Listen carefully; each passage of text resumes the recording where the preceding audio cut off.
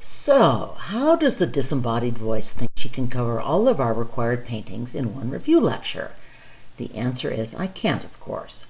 What I want to do today, in 2 lectures actually, is just to remind you of the big changes that take place between and often within art historical periods, and get you thinking about continuity and change. Your most important review will be tackling the questions posted on Moodle. While this is my last review lecture day, you will take review quizzes today and tomorrow. So here are our first and last paintings in chronological terms. What remains the same is that the unknown cave artist and Helen Frankenthaler are both trying to capture some reality of the natural world that goes beyond just what we can see with our eyes. A spiritual reality, perhaps, a conceptual reality, certainly.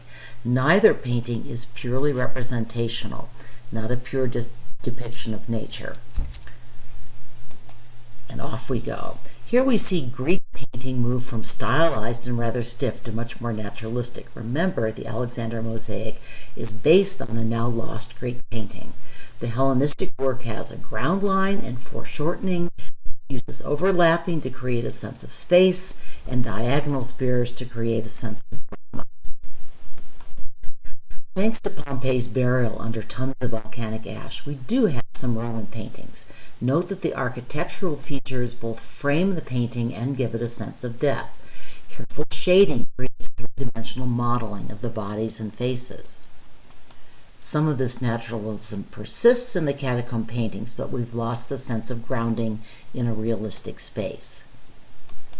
And some classical naturalism remains even here, too, in the shading of the bodies, and there's even a distorted sense of action taking place in space, but it's not really a realistic space anymore. These faces likewise retain shading, and the bodies still have some identifiable form, but the space has become shallow and unnatural, and the use of gold introduces a heavy symbolic element. In these illuminated manuscripts, the bodies are almost entirely stylized, although the chairs give some sense of a grounding in space. And now we come to one of art history's truly transformational moments, the art of Giotto. There is continuity with the Middle Ages. In the religious themes of the painting, we also see a return to Roman naturalism. But above all, Giotto brings a transformational emotional truth to his paintings. Suddenly, these are real people with real bodies caught up in a real tragedy, and almost, though not quite, in a real space. The Northern Renaissance continues and really doubles down on the medieval use of religious symbols, but its domestic interiors reflect a change in patronage.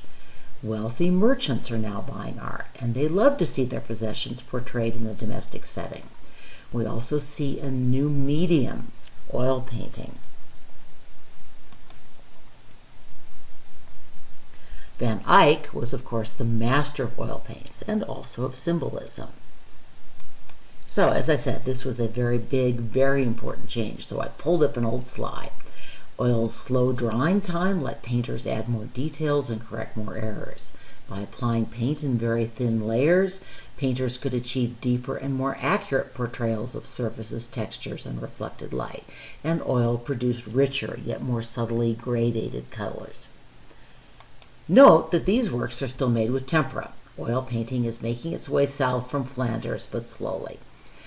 Botticelli, however, paints on canvas, not on wood. Mythological scenes return to painting, part of the classical revival of the Renaissance, and we see a renewed focus on naturalism, in some ways a shout-out back to Rome. Modeling and a somewhat realistic landscape setting. Nudity returns, though only for goddesses. And here is another great change that the Italian Renaissance brings: mathematically accurate perspective with a highly naturalistic placement of objects in space. Note that religious themes continue to dominate art, although we see more classical themes and also more realistic portraits. Remember how many of his Renaissance buddies Raphael managed to work into that painting? Leonardo likewise modeled the disciples on people he sketched in the streets of Rome. Note, too, the use of architecture to create an accurate sense of space, something we saw in the Pompeii paintings, though not with the same mathematical precision. Michelangelo likewise used architecture for perspective. Note that the flood doesn't quite get the perspective right, and that his highly modeled bodies are almost too sculpted. Michelangelo preferred working in stone, and he resented having to paint. The Delphic Sibyl marries religious and classical themes, another important element of Renaissance painting. The last three Italian Renaissance slides showed frescoes, although Leonardo and Raphael also worked in oil. But the Venetians brought a new focus on light and color to Renaissance paintings, and they achieved these effects through a masterful use of oil paint. We still see symbolism, classical themes, nudity for a goddess, and architectural use of space. Oil paintings continue to employ tight brush strokes. And by the way, I should note that, of course, we have Donatello's David in this period, who's a biblical figure, but not a god, and is portrayed nude. Okay, back to painting. Here again we see the brilliant colors that oil paint makes possible and the greater emotionalism of the Renaissance painting. The perspective is not entirely accurate, but the landscape and architectural elements add depth. Dürer was very influenced by Italian Renaissance painting. Note the sculptural modeling of the figures, but the multiple symbols show the Northern Renaissance influence.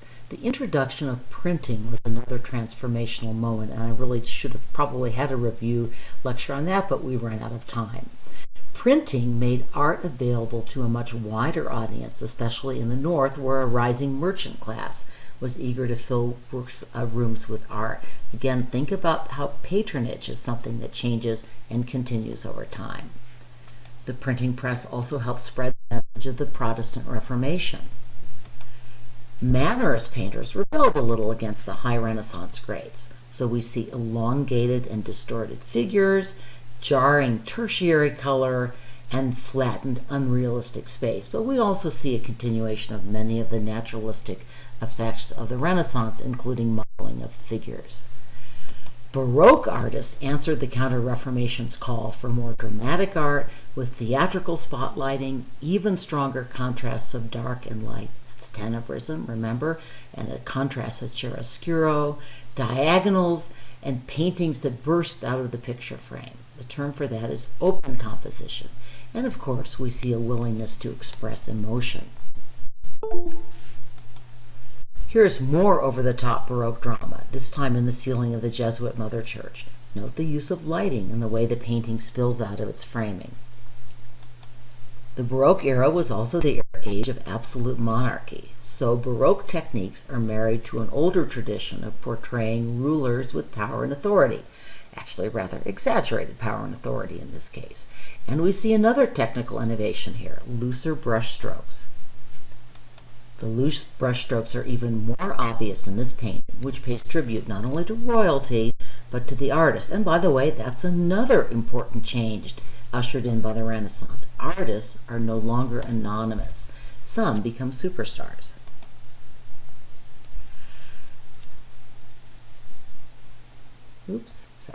Mannerist and Baroque styles traveled to the New World, encouraged by the Church. Note that this art glorifies not only the Christian religion, but also the Spanish conquerors. Late Northern Renaissance and Dutch Baroque works continue to focus more on domestic scenes, both religious and non-religious. In part, again, this reflects the different patronage, the merchant classes. Note that while this painting seems to be a secular painting, it includes highly moralistic images that warn the viewer of the inevitability of death. The bourgeois patrons of Dutch Baroque art craved portraits and less expensive etchings. Ooh, lots of continuity here. Sorry, messed up my slides a little. Use of mathematical perspective, dramatic spotlighting, though softer than Caravaggio's tenebrism. The domestic interior, the inclusion of symbols and religious themes. Like Velázquez, Rubens, and Rembrandt, Vermeer employed loose brushstrokes. He also captured points of light with tiny white dots, a technique the Impressionists would borrow. I'm going to quit here and continue with the second lecture.